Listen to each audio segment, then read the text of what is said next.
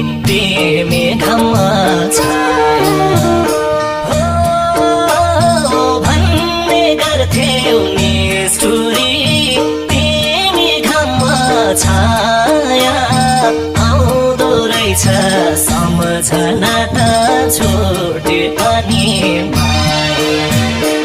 आउँदो रहेछ सम्झना त छुटे